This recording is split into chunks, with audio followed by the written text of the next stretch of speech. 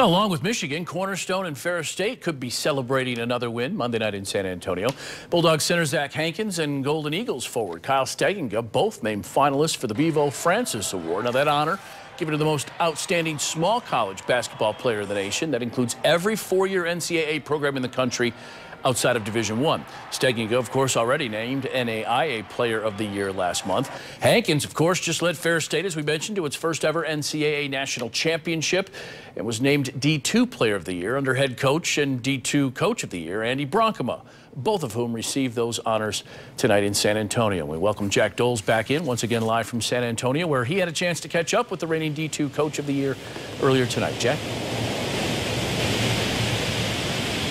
Yeah, Larry, so many great storylines with this Ferris State championship team. This senior class was the first recruiting class that Andy Bronkema brought into Ferris State. And here they are now national champions as they leave the school. Did a great job from start to finish. And one of the benefits of winning a national championship at the D2 level, you get an invitation to play Duke at Cameron Indoor. That is one of the many topics we discussed on this Sports Overtime interview. Next year, you guys have Duke at Cameron. How awesome was that to land that? Well, it's one of those things where they've made it a tradition. Mm-hmm. So once you win the national championship, you get an opportunity to do that. So we're thankful for that, and we're going to enjoy that experience, and we're going to put together a plan that if we execute it, we'll beat them. It's been a few days now, and you've had a chance to let it sink in. How crazy was this ride, and what did this mean to you? It means a lot.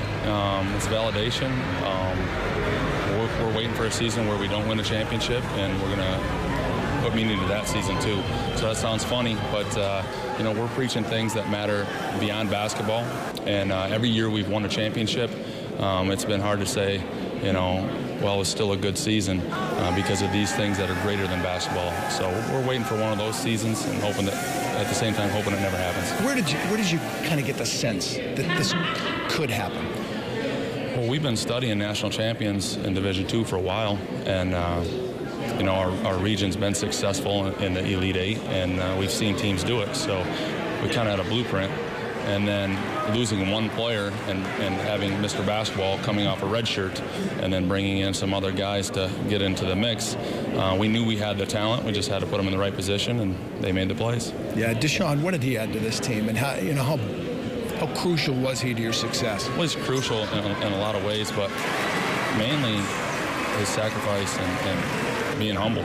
And to bring that firepower off the bench with never one word or one complaint. He's a winner. He wants to win, and that's what he did. I saw the picture that he gave, his mother, ailing mother, the autographed shirt from the team. And how much did you guys feed off that? And what did that mean to, give her something to feel good about? Well, there's a lot of storylines in a long season, so there's different things that give us strength. But what I like about that is he had everybody sign it. He just didn't give his mom a shirt with his signature on it. I mean, he made it a point. It went around to everybody, managers, coaches, everybody, and gave his mom that shirt. So got a special group, and that's what it takes to give you a chance to win.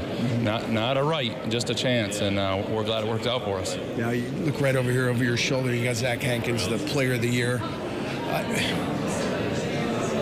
The development of him, how special is that to be a part of that? And then, do you win a championship without a guy like that? You don't win a championship without that guy. No way. And honestly, and it's not coach speak, you don't win it with anybody, all right, without anybody on our team. Right on down. I mean, everybody had a piece of it. The fans, Big Rapids, Ferris State, the community. I mean, we all came together and gave ourselves a great chance at it, and we did it. But Zach gets the credit. He came in and fell in love with basketball, put some of his other loves aside, and really worked on his game. And again, another player that's humble and has sacrificed. I mean, he redshirted and he played 10 minutes behind an all-region center and a pro in Jared Soliker, and he paid his dues, and then he burst onto the scene, and then he had to figure out how to be an All-American, returning All-American, and how to lead from that position. Really, the first time in his life where he had arrived, but he didn't act like that, and that was perfect for us. This team wasn't the only one that was getting attention. That beard was getting a lot of play on social media. How long does that grow? Is this it? I couldn't tell you. the more people want me to shave it, the more I want to keep it. And the more people want me to keep it, the more I want to shave it. And it's been a fun thing and a goofy thing and a great conversation piece. So had to keep it for the Final Four just because, you know, they recognize the beard and, you know, it's been a pretty fun thing. But it's been going for over 6 months, and it might be time to take her off. Yeah, a decision will be made on that beard very soon. He says it's out of his hands, Larry. That decision belongs to his wife. Expect a trim or a shave in the very near future.